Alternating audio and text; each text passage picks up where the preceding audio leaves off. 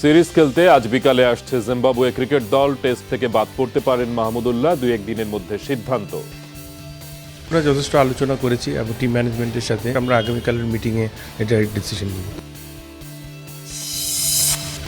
শাহাদাত দীপুর cricketer হওয়া যেন রূপকথা। নিজের হাতে কাঠ থেকে ব্যাট বানিয়ে খেলতেন। মেলেনি বিকেএসপিতে ভর্তির সুযোগ।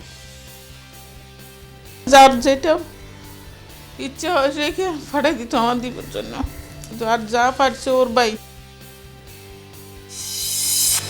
চ্যাম্পিয়ন্স লিগ থেকে 2 মৌসুমের জন্য নিষিদ্ধ ম্যানচেস্টার সিটি।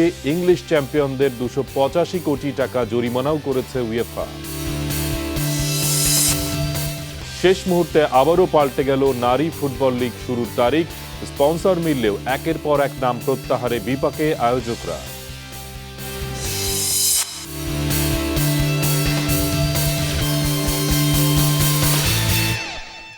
সবাইকে স্বাগত জানাচ্ছি সকালের স্পোর্টস ওয়ার্ল্ডে, পাওয়ার্ড বাই গাজী গ্রুপ। সঙ্গে রয়েছে আমি মনজুর মোর্শেদ। এতক্ষণ শিরোনাম জানছিলেন, এবার বিস্তারিত। বাংলাদেশের বিপক্ষে পূর্ণাঙ্গ সিরিজ খেলতে আজ বাংলাদেশে আসছে জিম্বাবুয়ে। 1 টেস্ট, 3 ওয়ানডে ও 2 টি-20 খেলতে বিকেল 5টায় ঢাকায় পৌঁছানোর কথা রয়েছে দলটির। 18 ফেব্রুয়ারি 2 দিনের প্রস্তুতি ম্যাচের মধ্য দিয়ে শুরু হবে এই সিরিজ। এরপর 22 তারিখ একমাত্র টেস্ট খেলতে নামবে বাংলাদেশ ও জিম্বাবুয়ে। মিরপুর শেরেবাংলা স্টেডিয়ামে অনুষ্ঠিত হবে একমাত্র টেস্টটি। সিলেটে একটি 1, 3 ও 6 মার্চ হবে 3 ম্যাচের ওয়ানডে সিরিজ। এরপর ঢাকায় ফিরে আসবে দুদল। 9 ও 11 মার্চ 2টি টি-20-র মধ্য দিয়ে সফর শেষ করবে জিম্বাবুয়ে। পরে 12 মার্চ ঢাকা ত্যাগ করবে জিম্বাবুয়ে দল। জিম্বাবুয়ের বিপক্ষে টেস্ট সিরিজের দল থেকে বাদ পড়তে পারেন মাহমুদুল্লাহ রিয়াদ। আর এই সম্ভাবনার আনুষ্ঠানিক সিদ্ধান্ত আসতে পারে রোববার, এমন আভাস মিলেছে প্রধান নির্বাচক মেনাজুল আবেদিন নান্নুর কথাতেও। এদিকে জিম্বাবুয়ের বিপক্ষে ওয়ানডে সিরিজে ফিরতে পারেন মাশরাফি বিন মুর্তজা, এমন ইঙ্গিত প্রধান নির্বাচকের কণ্ঠে। রোববার ঘোষণা হবে জিম্বাবুয়ে সিরিজের দল। টানা 6 টেস্ট হারের পর এবার ঘরের মাঠে বাংলাদেশের প্রতিপক্ষ জিম্বাবুয়ে। ব্যর্থতার বৃত্ত ভাঙতে এই সিরিজ তাই বেশ গুরুত্বপূর্ণ বিসিবির কাছে।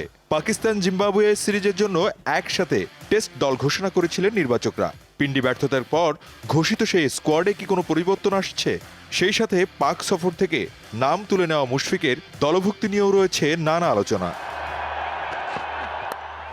ক্রিকেট পাড়ায় জোর গুঞ্জন, জিম্বাবুয়ে টেস্টের দল থেকে বাদ পড়তে যাচ্ছেন টি-20 অধিনায়ক মাহমুদুল্লাহ রিয়াদ। হাথুরু জামানায় নানা নাটকের পর বাংলাদেশ স্কোয়াডে থাকলেও টি-20 অধিনায়কের খেলা হয়নি শততম টেস্ট ম্যাচ।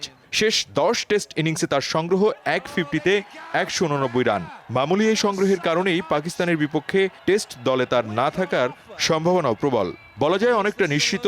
আর রিয়াদ বাদ পড়লে নাকি সুযোগ হতে পারে মুশফিকের, এমন একটি আলোচনাও ঘুরে ফিরছে ক্রিকেট পাড়ায়। কিছু খেলোয়াড় নিয়ে আমরা যথেষ্ট আলোচনা করেছি এবং টিম ম্যানেজমেন্টের সাথে, যাতে ভবিষ্যতের কথা চিন্তা করে আগাচ্ছি যে ভবিষ্যতে কিছু খেলোয়াড়কে আমরা দেখতে চাই যাতে ওরা এস্টাবলিশ হোক এদিকে। ওই চিন্তা করে আমরা আগাচ্ছি। দেখা যাক, আমরা আগামীকালের মিটিংয়ে এটা ডিসিশন নিব। হোম সয়েলে খেলা, এখানে আমরা ইন অ্যান্ড আউট করতে পারবো যে কোনো খেলোয়াড়কে। তো পাকিস্তান থেকে একটা টিম খেলে এসছে, ব্যাটসম্যানরা প্রথম ইনিংসে যথেষ্ট ভালো ব্যাটিং করেছে, তো খুব একটা বেশি চেঞ্জ হবে না ওখান থেকে।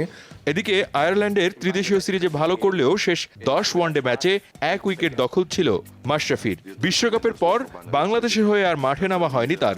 তবে ক্যাপ্টেন ফ্যান্টাস্টিকের জিম্বাবুয়ে সিরিজে দলে থাকলেও সব ম্যাচ খেলা নিয়ে রয়েছে সংশয়। গুঞ্জন আছে ম্যাচ অবসর নিলে খেলার সুযোগ পাবেন ঘরের মাঠের এই সিরিজে, তবে সেটিও চূড়ান্ত হয়নি এখনো। এটা এই মুহূর্তে বলা মুশকিল। এটা বোর্ডের ডিসিশন যে অধিনায়িত্ব করবে কি করবে না এই ধরনের। তো এটা আমরা এখন কিছু বলবো না। আমরা আগামীকাল বসছি এটা টিম নিয়ে, তো তখন আমরা ডিসিশন নিব ওডিআই এবং টেস্ট ক্রিকেট টি-20 তিনটা নিয়ে। দেশের মাঠে ম্যাচ, তাই স্কোয়াডে আধিক্য থাকতে পারে স্পিনারদের। ফিরতে পারেন মিরাজ, আর সাকিব নিষেধাজ্ঞায় থাকায় মাশরাফির অবর্তমানে তামিম ইকবাল অথবা মাহমুদুল্লাহ রিয়াদের কাছে থাকতে পারে ওয়ানডে দলের নেতৃত্ব। না যে আপনি এভরিডে কেমন খেলবেন বা হোম। সালাউদ্দিন সুমন, যমুনা স্পোর্টস, ঢাকা। শাহাদাত হোসেন দীপু চট্টগ্রামে এই তরুণ বিশ্বকাপজয়ী অনূর্ধ্ব 19 দলের গুরুত্বপূর্ণ একজন সদস্য, কিন্তু এ পর্যায়ে আসতে পোড়াতে হয়েছে অনেক কাঠখড়। খুব কষ্টে কেটেছে পিতৃহীন এই জুনিয়র টাইগারের শৈশব।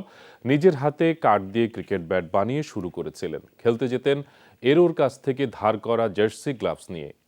একটা পর্যায়ে এমন হয়েছে যে বিকেএসপিতে ট্রায়াল দিয়েছেন, কিন্তু সুযোগ পাননি। তারপরও দমে যাননি শাহাদাত। মাত্র 4 বছর বয়সেই বাবাকে হারাতে হয়েছে। টানপোড়েনের সংসার শুরু সেই থেকেই। আর ক্রিকেটার হওয়ার পথে তার চেয়েও কণ্টকাকীর্ণ পথ পাড়ি দিতে হয়েছে শাহাদাতকে। অনেক কিছু দিয়ে ব্যাট বানিয়ে দিয়েছি। সেই গল্পই বলছিলেন শাহাদাতের মা ফেরদৌস বেগম। প্রথম দিকে নিজ হাতে বানানো ব্যাট দিয়ে বিকেএসপির ট্রায়াল দিতে হয়েছে তাকে।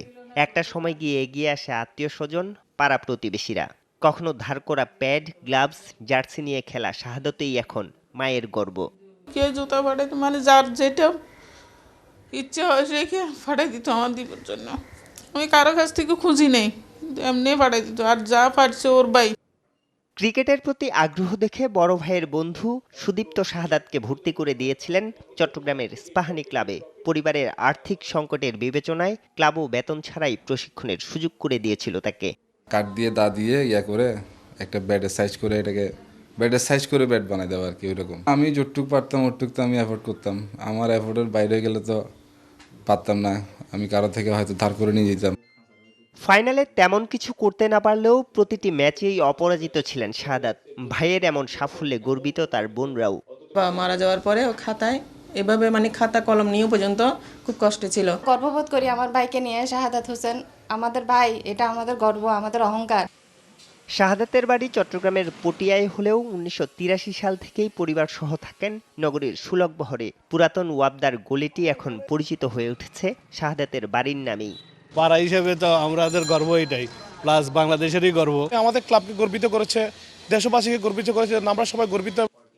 যুব বিশ্বকাপের 6 ম্যাচে 131 গড়ে শাহাদাত রান করেছেন 131, ঠাই করে নিয়েছেন বিশ্ব একাদশেও। আরিফুর রহমান সবুজ, যমুনা নিউজ, চট্টগ্রাম। এবার বাংলাদেশ প্রিমিয়ার লিগ ফুটবলের খবর। বঙ্গবন্ধু জাতীয় স্টেডিয়ামে আরামবাগ ক্রীড়া সংঘকে 1-0 গোলে হারিয়েছে মোহামেডান স্পোর্টিং ক্লাব। এদিকে ময়মনসিংহে নিজেদের প্রথম ম্যাচে জয় পেয়েছে সাইফ স্পোর্টিং ক্লাব। নতুন কোচ দ্রাগো মামিচের অধীনে Saif FC federation cup finalist রহমতগঞ্জকে হারিয়েছে 1-0 গোলে। ময়মনসিংহের রফিকউদ্দিন ভূঁইয়া স্টেডিয়ামে বিপিএলে নিজেদের প্রথম ম্যাচে মুখোমুখি হয়েছিল সাইফ রহমতগঞ্জ। প্রথমার্ধে রহমতগঞ্জের রক্ষণভাগকে ব্যস্ত রেখেছিল সাইফ, তবে গোলের দেখা পাননি আরিফ ফাহিমরা। দ্বিতীয়ার্ধে মাঠে নেমে আক্রমণের ধার বাড়ায় হলুদ কালো দলটি।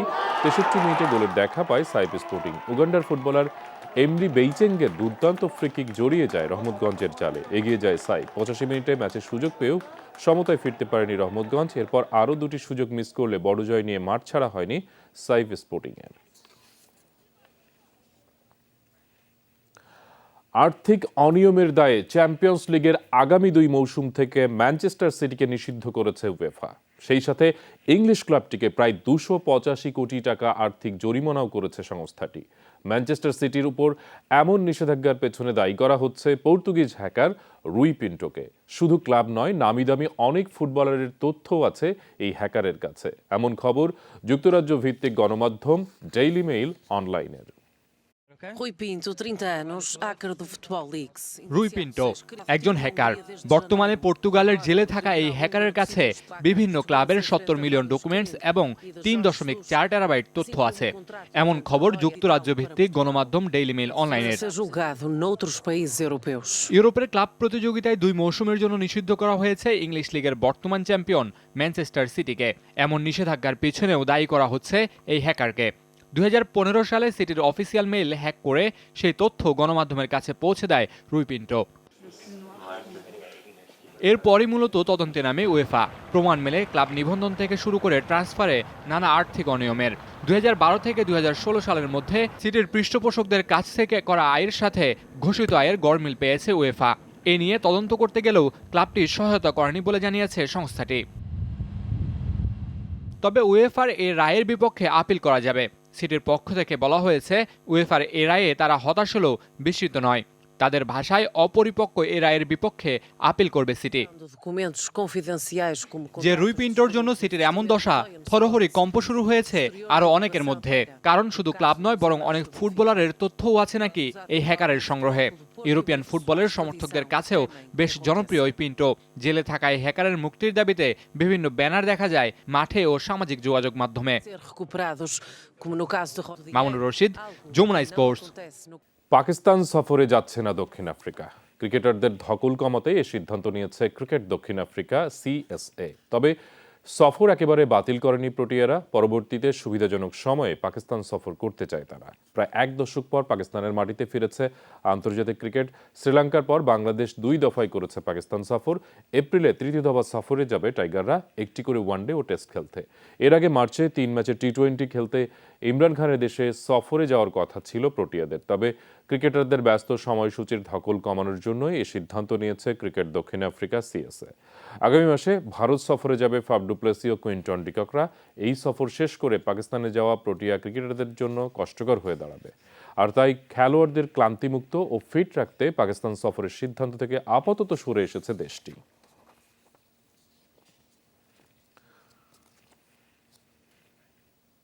অনূর্ধ্ব-19 বিশ্বকাপের ফাইনালে বাংলাদেশি ক্রিকেটারদের সঙ্গে ধাক্কাধাক্কিতে জড়িয়ে পড়ায় ভারতীয় ক্রিকেট দলের উপর চটেছেন দেশটির সাবেক অধিনায়ক কপিল দেব। ক্রিকেট বিষয়ক এক আলোচনা অনুষ্ঠানে তিনি বলেন, ক্রিকেট এখন আর ভদ্রলোকের খেলা নয়। মাঠে বিশৃঙ্খলার জন্ম দেয়া ভারতীয় ক্রিকেটারদের দৃষ্টান্তমূলক শাস্তি দিতে বিসিসিআইকে আহ্বান জানিয়েছেন তিনি। বিবাদে জড়িয়ে পড়া ক্রিকেটারদের আদব শেখানোর পরামর্শও দিয়েছেন তিনি। ফাইনালের সেই ঘটনাকে ক্রিকেটের জন্য ভয়ঙ্কর দাবি করেছেন ভারতের প্রথম বিশ্বকাপজয়ী অধিনায়ক। ভারতীয় যুব ক্রিকেটারদের শাস্তির দাবি করে বক্তব্য দিয়েছেন দেশটির আরেক সাবেক অধিনায়ক আজহারউদ্দিনও। সেদিনের ঘটনায় বাংলাদেশের 3 জন ও ভারতের 2 জনকে বিভিন্ন মেয়াদে নিষিদ্ধ করেছে আইসিসি। নারী ফুটবল লীগ নিয়ে একের পর এক নাটক মঞ্চায়ন করেই চলেছে বাংলাদেশ ফুটবল ফেডারেশন। এবার তৃতীয় দফায় পেছানো হলো বহু কাঙ্ক্ষিত এই আসরটি। লীগের স্পন্সর মিলেছে, কিন্তু মিলছে না ক্লাব। বারবার দলের তালিকায় আসছে পরিবর্তন। এবার বলা হচ্ছে সবকিছু ঠিক থাকলে আগামী 22 ফেব্রুয়ারি থেকে মাঠে গড়াবে নারী ফুটবল লীগের তৃতীয় আসরটি। 6 বছর বিরতির পর মহিলা ফুটবল লিগের তৃতীয় আসরটি 31 জানুয়ারি শুরু হচ্ছে। ঘটা করেই এমন ঘোষণা দিয়েছিলেন বাফুফের দায়িত্বে থাকা কর্তারা। সেই তারিখের একদিন আগে জানানো হয় লিগ শুরু হবে 15 ফেব্রুয়ারি। এবারও শুরুর আগের দিন জানানো হলো 1 সপ্তাহ পিছিয়ে লিগ শুরুর নতুন তারিখ 22 ফেব্রুয়ারির কথা। মিড ফেব্রুয়ারিতে বলেছিলাম শুরু করব, আমরা একটা সপ্তাহ পিছিয়ে 22 ফেব্রুয়ারি থেকে শুরু করছি, এবং দ্যাট ইজ এন্টায়ারলি ক্লাবের রিকোয়েস্ট এবং অ্যালাউইং দেম, তাদেরকে আরেকটু একটা সপ্তাহ বেশি সময় দাও so that they can take a proper preparation. লিগের অংশ নেওয়া দলের সংখ্যাও দাঁড়াচ্ছে একবার এক একটি। বাফুফের সর্বশেষ তথ্য, ক্লাব কর্মকর্তাদের দ্বন্দ্বের কারণে অংশ নিচ্ছে না স্বপ্নচূড়া আক্কেলপুর এফসি। থাকছে বসুন্ধরা কিংস সহ 6 দল। কনসিডারিং এভরিথিং, মহিলা ফুটবল কমিটির সর্বসম্মত ডিসিশন যে আসলে এই দলটাকে এইবার মনে হয় আমাদের লিগের জন্য কনসিডার করা would not be wise decision. এমনকি 2 দফায় দলবদলের সময় দেওয়ার পরও আরও একটি দলবদলের সুযোগ দিতে যাচ্ছে ফেডারেশন। সাধারণ সম্পাদক জানিয়েছেন, স্বপ্নচূড়া এফসির ফুটবলাররা অংশ নেওয়া অন্য দলের সাথে লিগের দ্বিতীয় লেগে চুক্তি করতে পারবে আরও একবার। সামনে আমাদের যখন সেকেন্ড উইন্ডো থাকবে, সেই সেকেন্ড উইন্ডোতে অবশ্যই এই প্লেয়ারগুলোকে তারা যদি মনে করে অন্য কোনো ক্লাবের পক্ষে দিলে অন্য কোনো ক্লাবের পক্ষে এই প্লেয়াররা খেলতে পারবে। অলক হাসান, যমুনা স্পোর্টস, ঢাকা। রেফারি সংকটে ভুগছে দেশের ফুটবল। এ কারণে কিছুদিন বন্ধও ছিল তৃতীয় বিভাগ ফুটবল। এবার তৃণমূলের ফুটবলের জন্য মিলেছে 93 জন নতুন রেফারি। 6 দিনের প্রশিক্ষণ শেষে শুক্রবার বিকেলে এই নতুন রেফারিদের হাতে সনদ তুলে দেন বাফুফের নির্বাহী কমিটির সদস্য ইকবাল হোসেন। অনুষ্ঠানে উপস্থিত ছিলেন বাফুফের সাধারণ সম্পাদক আবু নাইম সোহাগ ও রেফারিজ কমিটির ডেপুটি চেয়ারম্যান ইব্রাহিম নেসার ও course coordinator Shahidul Islam lemon. 9 ফেব্রুয়ারি শুরু হওয়া এই কোর্সে অংশ নেন 49 জেলার 82 জন পুরুষ ও 11 জন নারী রেফারি।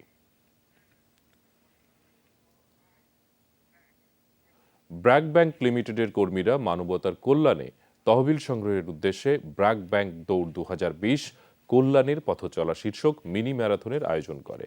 হাতিরঝিল পুলিশ প্লাজা এলাকা থেকে শুরু হয় এই ম্যারাথন দৌড়। দশমবারের মতো এই ম্যারাথনের আয়োজন করেছে ব্র্যাক ব্যাংক। অনুষ্ঠানে প্রধান অতিথি ছিলেন পরিকল্পনা মন্ত্রী এম এ মান্নান। ব্র্যাক ও ব্র্যাকের কর্মকর্তারা এই ম্যারাথনে মোট 70 লাখ টাকা 9টি প্রতিষ্ঠানকে দান করে। সারা দেশ থেকে আসা ব্র্যাক ব্যাংক ও এর অঙ্গ প্রতিষ্ঠানের কর্মকর্তা এবং বিভিন্ন ব্যাংক ও কর্পোরেট প্রতিষ্ঠানের কর্মকর্তারা দৌড়ে অংশ নেন।